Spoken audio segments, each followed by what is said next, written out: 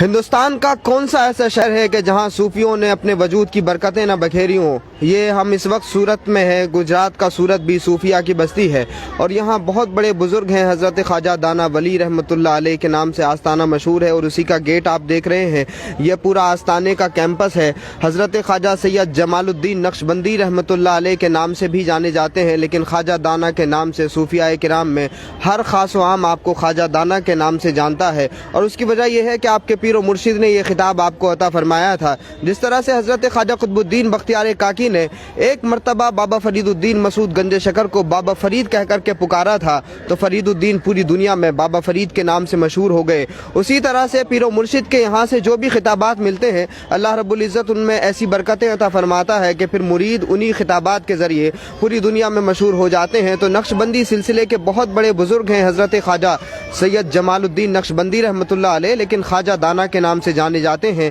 شام کا یہ وقت ہے اور ہر خانقاہ میں لوبان ہوتا ہے، لوبان کی یہ رسم ادا ہو چکی ہے۔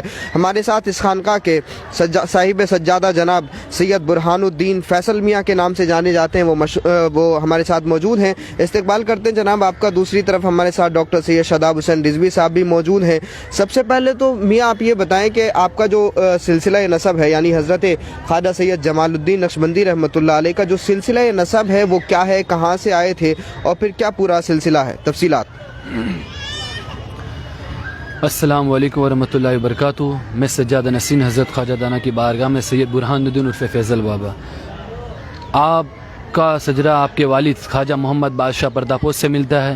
ان کا سجرہ سیدھا سلسلہ نقشبندیہ کا جو سلسلہ ہے وہ حضرت ابوبکر صدیق رضی اللہ تعالیٰ عنہ سے جا کے ملتا ہے، اور حضرت خواجہ دانا سید محمد حسن عطا جو آپ کے پیر و مرشد ہے، یہ آپ کا سجرہ جو خلافت کا ہے وہاں سے آپ تک آتا ہے۔ اور آپ کی خانقاہ کے ابھی صاحب سجادہ نسین جو میرے والد صاحب تھے سید فیروز ابن ابراہیم صاحب، اور ان کے بعد سجادگی مجھے ملی ہے اور میرے تک سرکار کا سلسلہ پہنچتا ہے۔ اور باقی کیا تفصیلات ہیں سلسلے کی، حضرت کے بارے میں کیا بتانا چاہیں؟ حضرت کا نام سے جمال الدین ہے، آپ کا لقب خواجہ دانا ہے، اور آپ بخارا زنک نامی گاؤں جو جنگل ہے وہاں سے آپ سرکار سورت میں تشریف لائے تھے، اور آپ کا تشریف لانے کا معاملہ یہ تھا کہ 3 ماہ کی عمر میں آپ کے والد خواجہ بادشاہ پرداپوش کا وہاں پہ انتقال ہو چکا تھا، تو انہی کے غم میں آپ کی والدہ بھی چل بسی تھی اور آپ کی 3 ہی مہینے کی عمر تھی، تو آپ کے والد محترم نے آپ کے ایک مرید خاص جن کا نام سید خواجہ محمد حسن عطا تھا ان کو بشارت دی کہ آپ جائیے اور میرے بیٹے کی پرورش کیجئے، میں اس جنگ کے اندر شہید ہو چکا ہوں۔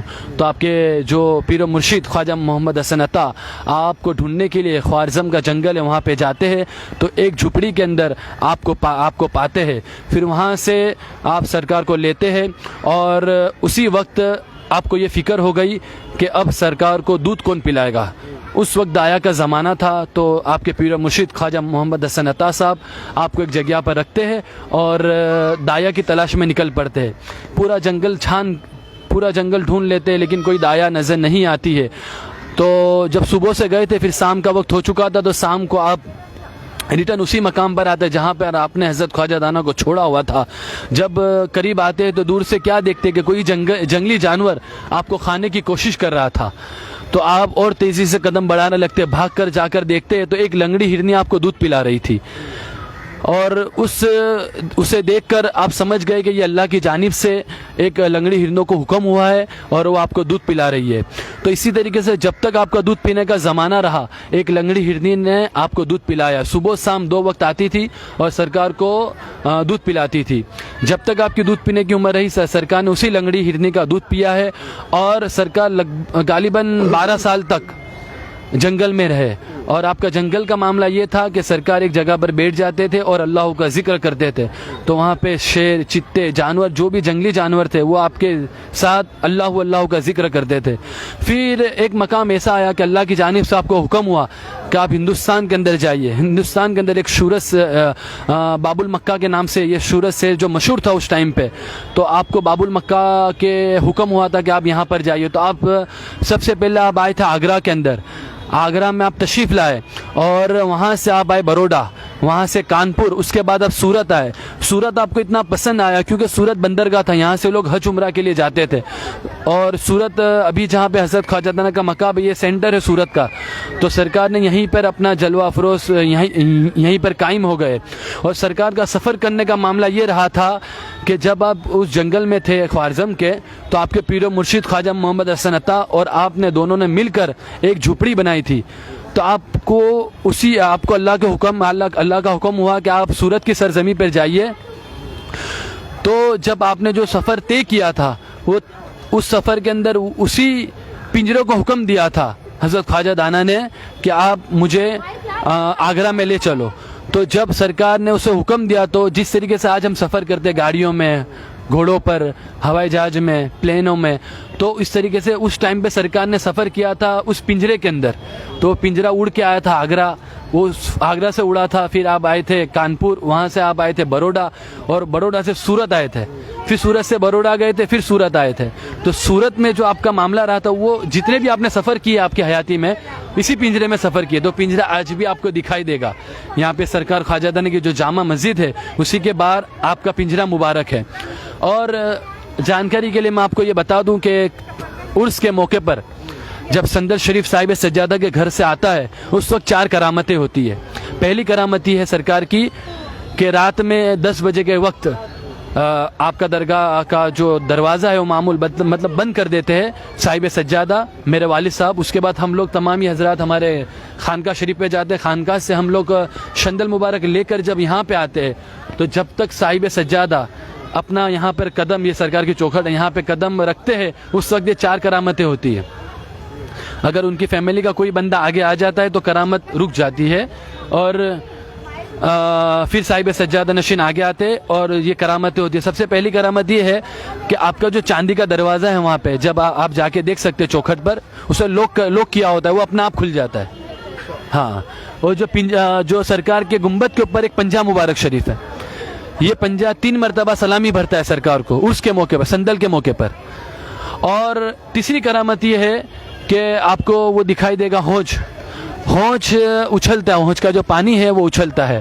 اور ہونچ کے قریب میں مسجد ہے، مسجد کے قریب میں جس پنجرے میں آپ اڑ کے آئے تھے وہ پنجرہ مبارک ہے.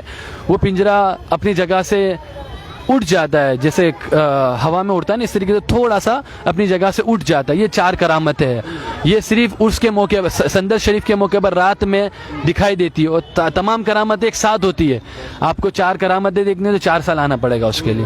اور ایک کرامت ایسی ہے کہ جس عورت کو اولاد نہیں ہوتی، جو بانج عورت ہوتی ہے، پیگننسی نہیں ٹھہرتی ہے، تو اس کو یہاں پہ جھاڑ ہے چمیلی کا، اس کے نیچے بٹھایا جاتا ہے. یہ رہیے آپ کے پوتے کا مزار سید محمد احرار، اس مزار کے نیچے بٹھایا جاتا ہے.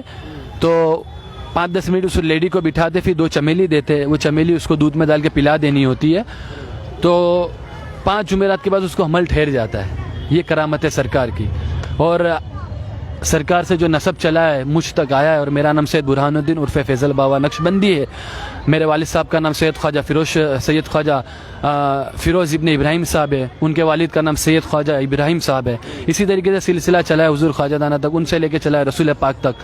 اور ہمارا سلسلہ نسبی بھی ان سے چلا ہے اور خلافت بھی ان سے ہی چلی. السلام علیکم ورحمۃ اللہ وبرکاتہ. بہت شکریہ. بڑی تفصیل میں جناب فیصل صاحب نے بہت خوبصورت انداز میں بتایا. نہ پوچھ ان خرقہ پوشوں کی، ارادت ہو تو دیکھ ان کو، ید بیضا لیے بیٹھے ہیں اپنی آستینوں میں. تو صوفیہ کے یہاں جو معاملات ہوتے ہیں وہ دنیا سے بالکل مختلف ہوتے ہیں.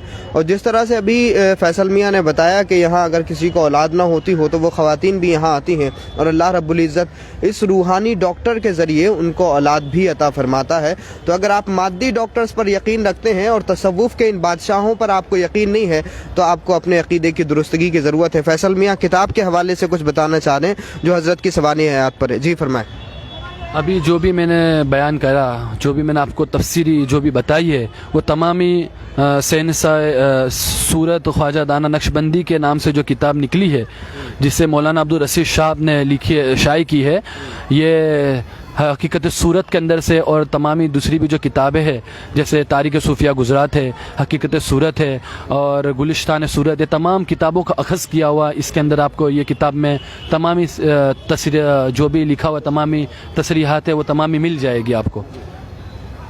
تو جس طرح سے اگر خانقاہوں پر کام ہوا ہے تو صوفیہ کی سیرت کے حوالے سے اور ان کی شخصیت کے حوالے سے اگر کوئی کتاب ہوتی ہے تو وہ بھی ہم آپ کو ریکمینڈ کرتے ہیں.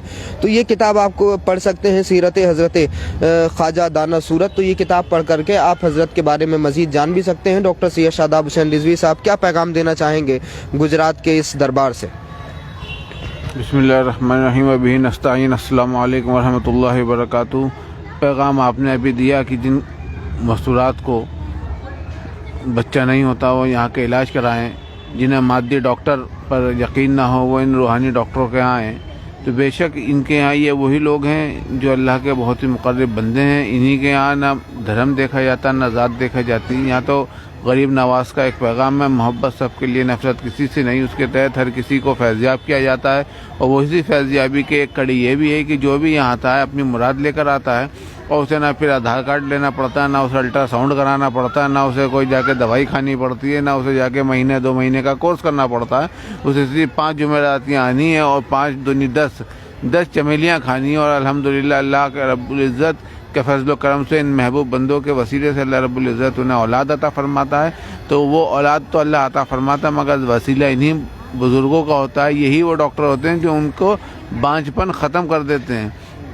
یہ نسبت کا کمال ہے. اور یہ نسبت اسی بات کی ہے کہ حضرت کے بارگاہ میں جو چمیلی کا پیڑ ہے اس پیڑ کے نیچے بٹھانا ہے اور بیٹھ کر کے کچھ نہیں کرنا, صرف بیٹھنا ہے. اور بیٹھ کر کے آپ کو صاحب سجادہ جو آپ کو عمل بتائیں دیں کھائیں وہ کیجئے. انشاءاللہ آپ کے یہ تو بیماری ہے. اس کے علاوہ میرا دعویٰ ہے کہ اور بھی اگر آپ کو کوئی روحانی جسمانی مرض ہے, شیطانی آفات و بلیات میں آپ ملوث ہیں, تو وہ انہی بزرگوں کی بارگاہوں میں آئیے اور فیضیاب ہو جائیے. الحمدللہ. لنگر شریف جی لنگر. یہاں پہ ہمارے دادا جان سید ابراہیم صاحب کا انتقال ہوا تھا, اس کے بعد سے ہم نے لنگر شریف شروع کیا ہے. 4 سال ہو گئے. روزانہ ایک ہی وقت میں لوبان کے بعد لنگر شریف شروع ہوتا ہے. جیسا کہ آپ ابھی دیکھیں گے وہاں پہ لنگر کا انتظامات کیا گیا ہے. کم سے کم 700-800 آدمی روزانہ لنگر شریف کھاتے ہیں. ابھی وہاں پہ شروع کیا جائے گا. پنجرا بھی دکھا دیجیے. تو سلسلہ نقشبندیہ کے بہت سارے بزرگ ہندوستان میں ہیں اور الگ الگ طریقوں سے سلسلہ نقشبندیہ ہندوستان میں آیا, لیکن یہ جو شاخ ہے یہ بالکل الگ ہے. حضرت عبید اللہ احرار رضی اللہ تعالیٰ عنہ سے یہ سلسلہ ہندوستان میں پہنچا ہے. جس طرح سے ہم مجدد الفسانی امام ربانی کے بارے میں بتا چکے ہیں, تو سلسلہ نقشبندیہ کے بھی بہت سارے بزرگ ہندوستان میں آرام فرما رہے ہیں. تو اسی طرح سے حضرت خواجہ سید جمال الدین نقشبندی رحمۃ اللہ علیہ وہ سورت کے قلندر ہیں اور یہاں وہ نقشبندی فیضان لٹا رہے ہیں. ہر سلسلے کا اپنا ایک خاص فیضان ہے, ہر سلسلے کی اپنی کچھ روحانی فیوز و برکات ہیں. حضرت خواجہ باقی باللہ نقشبندی رحمۃ اللہ علیہ یا پھر حضرت سید جمال الدین نقشبندی رحمۃ اللہ علیہ, نقشبندی سلسلے کے فیوز و برکات کی اگر ہم بات کریں تو یہ بھی بڑا مختلف ہے اور یہ بھی بہت زبردست ہے اور اس کے بارے میں ہمیں جاننا چاہیے. تو یہ لنگر آپ دیکھ رہے ہیں, صوفیوں کے یہاں لنگر بنتا ہے اور اس لنگر میں کبھی بھی کسی سے مذہب نہیں پوچھا جاتا, کبھی مسلک نہیں پوچھا جاتا. یہ ویجیٹیرین لنگر ہے. تو صوفی اس لیے اس طرح کے کومل لنگر بناتے ہیں تاکہ اس دسترخوان پر بیٹھ کر کے ہندو مسلم سکھ عیسائی جین بہوجن دلت پارسی سارے لوگ مل کر کے ایک ساتھ کھانا کھا سکیں. صوفی ایکتا کا پیغام دیتا ہے, اسی لیے توڑنے والوں کے محل بھی برباد ہو جاتے ہیں لیکن جوڑنے والوں کی قبریں بھی آباد ہوتی ہیں, جوڑنے والوں کے آستانے بھی آباد ہوتے ہیں. آئیے وہ پنجرا آپ کو دکھا دیتے ہیں جس کا ذکر جو ہے ابھی فیصل میاں کر رہے تھے. ابھی نماز اذان ہو رہی ہے, وہ پنجرے کی آپ کو زیارت کرا دیتے ہیں.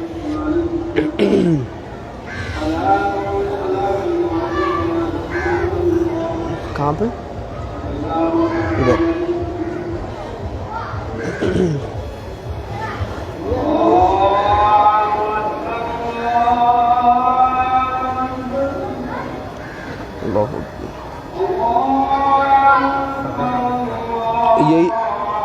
یہی وہ پنجرا ہے جس میں بیٹھ کے حضرت یہاں تشریف لائے تھے. یہ اڑتا ہوا آیا تھا نا پنجرا, یہ بڑے کمال کی بات ہے. کہیں صوفی شیروں پر سواری کرتے ہیں, کبھی دیوار کو چلنے کا حکم دیتے ہیں, کہیں پنجرا اڑ کر کے آتا ہے.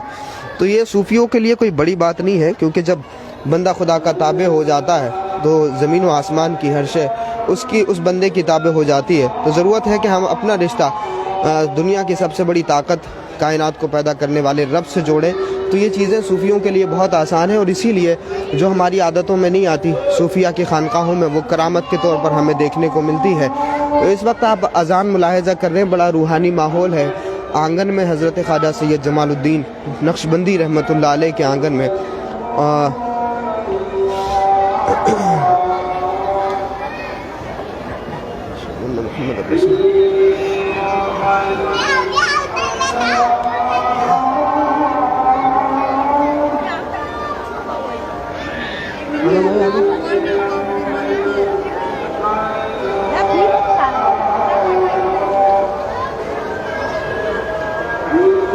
على الصلاة الحمد لله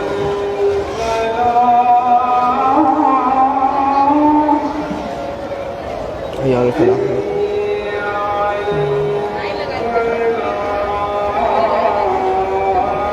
حي على الفلاح لا حول ولا قوة.